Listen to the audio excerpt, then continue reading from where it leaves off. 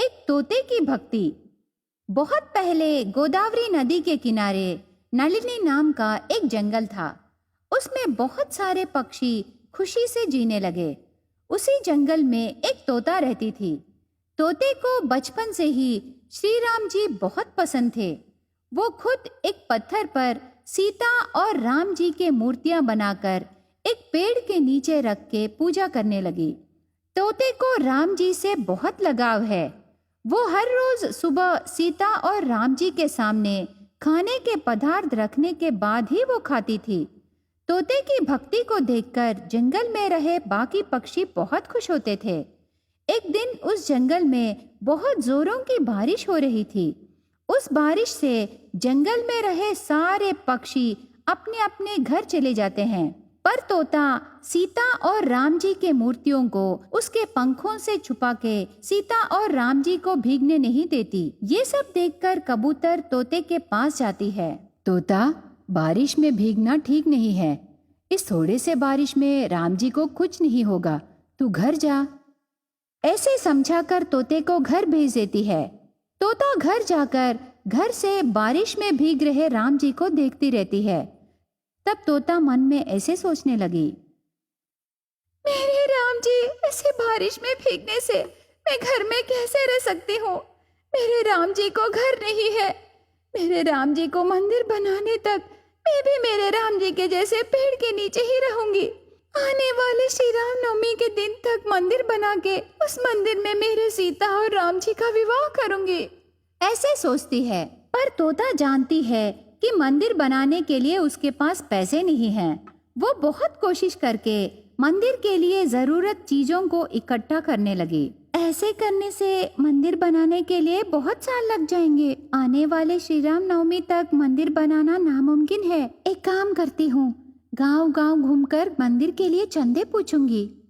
एक अच्छे दिन सबके घर जाकर मंदिर के लिए चंदा पूछना शुरू करती है। ऐसे बहुत महीनों तक बहुत सारे गांवों को घूमकर मंदिर बनाने के लिए पैसे इकट्ठा करती है तोता। उसके बाद सीता और राम जी की मंदिर बनाना शुरू करती है। मंदिर बनाने के काम बहुत जोरों से चल रहे थे। तोते के पास बहुत पैसे देखकर एक कौवे को लालच पैदा होती है। एक दिन कौवा उस जंगल में रहे बड़े पक्षी चील और चिड़िया के पास जाकर, आपको किसी भी हालत में मेरे साथ न्याय करना है। वो तोता मेरे पैसे छीन ली, दया करके आप ही मुझे मेरे पैसे दिलाइए। ऐसे रोने लगा। उन्हें पता है वो तोता ऐसे नहीं है, पर कौवा पंचायत मांगने पर तोते को बुलाकर पूछताछ करना पड़ा। ठीक है, कल सुबह मैं तोते से बात करके तेरे समस्या का हल करूंगा। ऐसे कह के भेज देता है चील। ये कौवा जानबूझकर तोते के पैसे लेने के लिए लालच से आया। मैं भी वही सोच रहा हूँ।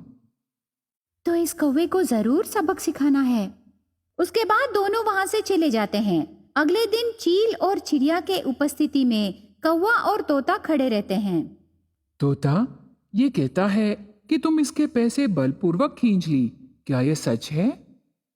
हे भगवान, राम जी की कसम, मैं कौवे से ही नहीं किसी और के पास से भी बलपूर्वक पैसे नहीं ली। वो खुद अपने हाथों से मुझे दिए हैं। ऐसे तोता कहती है। तोते की बातें सुनकर कौवा गुस्से से, झूठ है, ये धोखेबाज तोता झूठ बोल रही है। भक्ति के वेश में सबसे पैसे लेके ऐश करने लगी। मुझे सबके बारे में क्यों, मेरे पैसे मुझे चाहिए। ऐसे कौवा और तोता अपने अपने वादन सुनाने लगे। तब चील को एक आइडिया आता है। तुम दोनों आपस में झगड़ना बंद करो। मेरे पास एक आइडिया है। पहले हम सब तोते के बनाए मंदिर के पास जाएंगे। ऐसे कह के सब मिलकर राम जी के मंदिर के पास जाते हैं। इस राम जी के समक्ष में एक काम करना है। इसमें कौन जीतेगा हम उसी की बात मानेंगे। ऐसे चील कहता है। उसके लिए कौवा और तोता राजी होते हैं। इतने में एक कबूतर गरम गरम तेल की भांडी लाकर उसमें एक अंगूठी डालती है। तुम दोनों जाकर उस गरम गरम तेल में हाथ रख के अंगूठी को बाहर निकालना है। जो सच कहता है उसका हाथ नहीं जलेगा। तब कौवा डर डर के तेल की तरफ देखता है उसमें से धुएं आ रहे थे। पहले तोता जाकर उस भांडी में हाथ रख के अंगूठी को बाहर निकालती है। कौवा, तुम भी जाओ। तब कौवा डर के मुझे माफ कीजिए, मैंने गलती किया है। तोते के पास पैसे देखकर लालच से ऐसे झूठा आरोप लगाया। हमें पहले से ही पता है कौवा, तुम झूठ बोल रहे हो करके। तुम्हारे मुंह से सुनने के लिए ही हम ऐसे किए। उस गरम तेल की धुएं को देखकर तुम वो गरम सोचे ना। ये सब मेरा आइडिया है। गरम तेल को देखकर तुम सच बोल दिए। ऐसे चील कहकर उस तेल में हाथ रखता है। वो तेल ठंडा रहता है। कौवे की गलती से मंदिर बनाना खत्म होने तक वो कूली का काम करता है। उसके बाद श्री राम नवमी के दिन तक मंदिर बनाना खत्म करके उस मंदिर में सीता और राम जी का विवाह धूमधाम से करती है।